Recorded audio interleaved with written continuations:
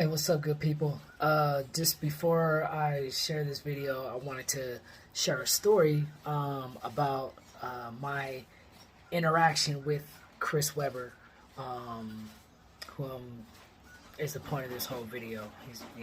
Anyway, so I'm from California, by way of Sacramento, and indigenous Californian. More videos coming about that here in the near future.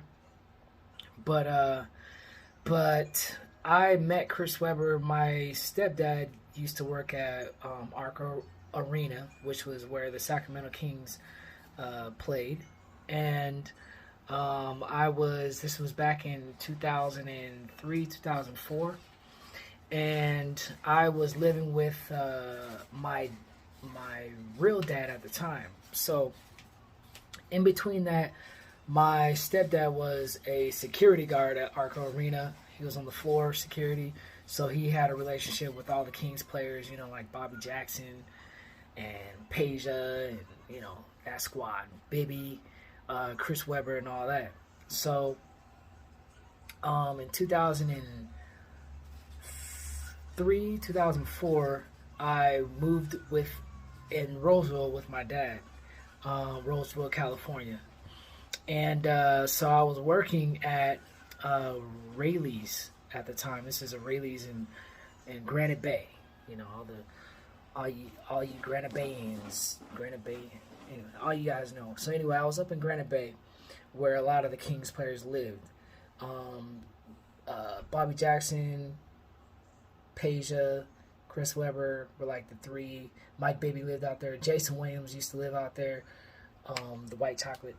But so I was a young kid. I was like 18, 19, working at Rayleigh's. It was like my second job. I used to ride my bike to the store. And I'm a real friendly person, so I get along with a lot of people. And the lady in the bakery, she had knew Chris Webber on a personal level. And Chris Webber was my favorite player growing up, Sacramento Kings I'm a diehard Kings fan, but Chris Webber was always my favorite player, and so she knew it, and she used to talk about, hey, one day maybe you can meet him. And so I was like, what? Like, dang. She's like, yeah, next time he comes in the store, I bake his cakes, I do his parties and all these things, so I'll introduce you guys. And so I'm like, dang. So one day she calls me over to the bakery, and she's like, Chris is here. And I was like, all nervous. I'm like 18, 19. I'm just a kid. And I'm all nervous and everything. And I didn't have anything to, like, get his autograph. So she found this King's, paper banner thing. And she's like, here, you can have this. So we walked through the store together, and Chris was in the aisle. Now Chris was on the phone. He's 6'10", so this is the big dude. He was like 6'10", 240 or something, 245. So he's a big dude, And he was by himself, he was on the phone in the aisle, and this little young me, and I'm looking up at him, and I'm like, oh, he's on his phone, like, I don't want to. And as soon as I'm thinking these thoughts, he's like, hey man, hold on, I gotta meet somebody real quick. And I was like shocked. I was like, damn, here we are, the NBA superstar, one of the best players in the NBA is getting off the phone to meet me. And so right then and there, I was like, wow,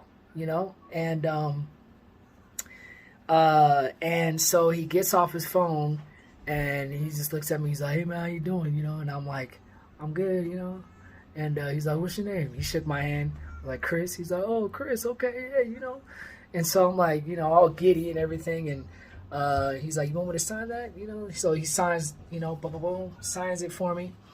I have a couple autographed, keepsakes from brother Chris Webber. But anyway, that's neither here nor there. So he signs my paper and everything. And I forget, we talked for a little bit.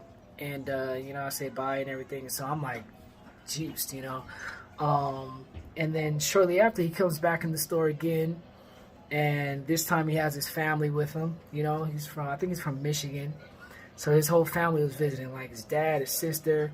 I don't remember if his mom was there or not.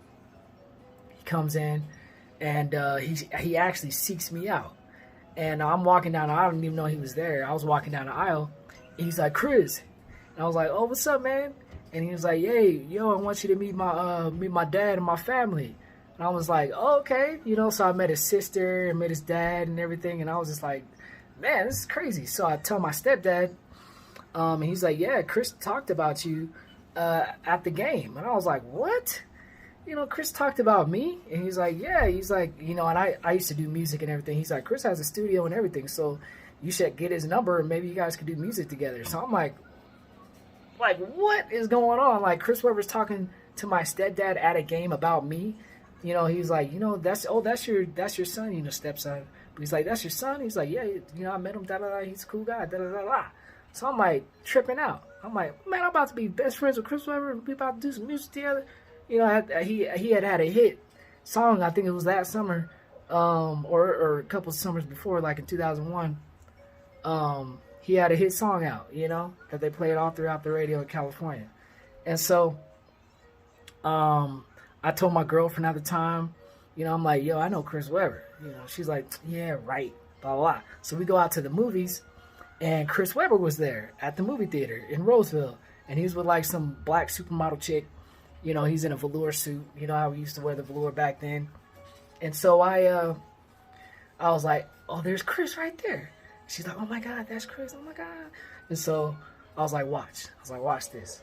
So I walk up behind him and I push him. I'm like, and he looks around, he turns around. You know, I'm short. He's like, oh, Chris, what's up, man? So like we gave each other a hug and everything, dap and hug, did the whole nine. And, you know, he introduced me to this tall model he was with, you know, and you know, I was like, yeah, that's my girlfriend, da da da. He's like, hey, how you doing, da da da. And so I was like, yeah, man. He's like, yeah, we gotta hang out sometime, da da da. But I never got his number, and because I thought, you know, he's on Kings, I'll see him again, you know, all these things. We're building a rapport together. I wasn't trying to seem thirsty, you know what I'm saying? So we leave. My girlfriend's all like, oh my gosh, like you weren't lying. And I was like, yeah, see, I told you. And shortly after, that's when he got traded to Philadelphia. So that was really hard on me, you know. It was hard on him, you know, if you saw the story and everything. And Sacramento had shipped him out to Philadelphia, so I never actually got to talk to him again. And this was back in like 2004. So anyway, I just wanted to tell you guys that cool little story, my experience that I had with Chris Webber. He's a dope dude. I posted a video that he did, couple videos down on my page, on my YouTube page. Yeah, so Chris Webber's an actually good dude. He's a solid dude from my experience. And I haven't really heard any, you know, bad things about him outside of, you know, the time that I met him and everything. And so, yeah, enjoy the video. And thanks for listening. In this country. And that's why that's why society follows sport. Sport doesn't follow society. Because in sport, we do look at each other as equals and as human beings, except for when they're talking about hiring people in management. All right. The Rooney Rule still don't come through yet. I mean, we gotta go. But on the playing field, it's about who we as human beings, who can help us win, right? And that's what Red Auerbach and Bill Russell stood for. Now, when they walked outside of the arena, then they had to make the choice, do they accept the construct, again, of race? And if you accept the construct of race, then on top of that, you are allowed to have racism when you accept the construct of race. But if we all are human beings, then we can't have racism or racist. You know, when we look at, so I'm like you guys, I celebrate American history, which is our history, every month out the year. And I hope that for parents and kids that go home, now we have the internet, now we have tools at our hand. And no, you aren't being taught Black American history in schools, but now we can still go out and find that history. It's not like when we grew up and maybe it was buried someplace in the encyclopedia. All you got to do is go type in some words and you can get it right now and understand where you've come from and how special you are. Can I just end with this one thing? These four brothers sitting here, we didn't all come from Africa. And there was a country before 1492, and our history goes way beyond 1492. So you can't start us at 1492. We were always here. We were always here.